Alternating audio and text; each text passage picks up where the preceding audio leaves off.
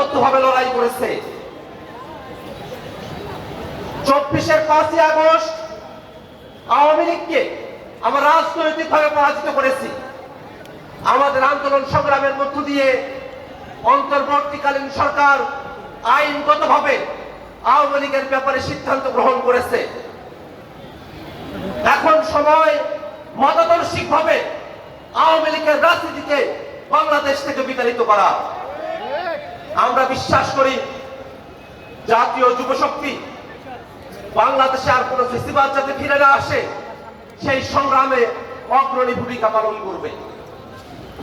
জাতীয় যুব শক্তির যেসব নেতৃবৃন্দকে আমরা দেখেছি, জাতীয় যুব শক্তির আহ্বায়ক, সদস্য সচিব এবং মুখ্য সংগঠক, একজন অ্যাডভোকেট, একজন ডাক্তার এবং একজন ইঞ্জিনিয়ার, শুধুমাত্র কেন্দ্রীয় কমিটিতে যারা আছেন গুরুত্বপূর্ণ দায়িত্বে, তারাই শুধু পেশা জীবনে গুরুত্বপূর্ণ দায়িত্ব পালন করবেন এমনটা যেন না হয়, বরং জাতীয় যুব শক্তির সঙ্গে সারা দেশের যত নেতাকর্মী যুক্ত থাকবেন প্রত্যেকেই যেন পেশা জীবনে তাদের সর্বোচ্চ সফলতার শীর্ষ আহরণ করতে পারেন, সেজন্য জাতীয় যুব শক্তি কাজ করবে বলে আমরা আশাবাদ ব্যক্ত করছি।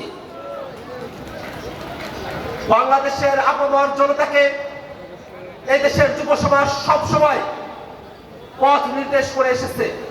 আমরা আশা করব এই দেশের সকল যুব সমাজকে সাথে নিয়ে জাতীয় যুব শক্তি বাংলাদেশের স্বাধীনতা, সার্বভৌমত্বের রক্ষা কবচ হয়ে উঠবে। সংগ্রামী উপস্থিতি, বাংলাদেশ রাষ্ট্রটি বর্তমানে একটি ক্রান্তিকালীন সময় অতিক্রম করছে। ফ্যাসিবাদী গণহত্যাকারী আওয়ামী লীগের বিপক্ষে এদেশের জনগণের স্বতঃস্ফূর্ত অংশগ্রহণের মধ্য দিয়ে যে আন্দোলন পরিচালিত হয়েছে, তারপরে অন্তর্বর্তীকালীন সরকার যে সিদ্ধান্ত গ্রহণ করেছে, সেই সিদ্ধান্তকে বাংলাদেশে বসবাসরত একটি অংশ এবং বিদেশের একটি কুশীলব তারা গ্রহণ করতে পারছে না। আওয়ামী লীগের কার্যক্রম নিষিদ্ধ হওয়াকে যারা গ্রহণ করতে পারছে না, আমরা তাদেরকে বলতে চাই, বাংলাদেশে গণহত্যাকারী, ফ্যাসিবাদী, জুলুমবাজ, স্বৈরতান্ত্রিক কোন শক্তিকে আপনারা কি আবার পুনরুজ্জীবিত করতে চান? বাংলাদেশের মানুষ আওয়ামী লীগকে বাংলাদেশে আর পুনর্বাসিত করতে চায় না। অতএব জাতীয় নাগরিক পার্টি এবং জাতীয় যুব শক্তি সহ বাংলাদেশের ফ্যাসিবাদ বিরোধী প্রত্যেকটা পক্ষকে আমরা আহ্বান জানাতে চাই, ফ্যাসিবাদের বিরুদ্ধে, জুলুমবাজের বিরুদ্ধে, স্বৈরতন্ত্রের বিরুদ্ধে মতাদর্শিক ভিন্নতা থাকা সত্ত্বেও সকল ফ্যাসিবাদ বিরোধী শক্তিকে ঐক্যবদ্ধভাবে লড়াই জারি রাখতে হবে।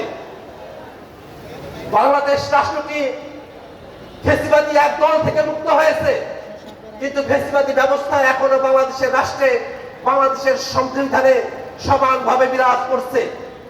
যদি বাংলাদেশ রাষ্ট্রটিকে সাংবিধানিকভাবে ক্ষমতা কাঠামোর জায়গায় ফ্যাসিবাদ মুক্ত করতে হয়, তাহলে অবশ্যই একটি নতুন সংবিধান আমাদেরকে প্রণয়ন করতে হবে।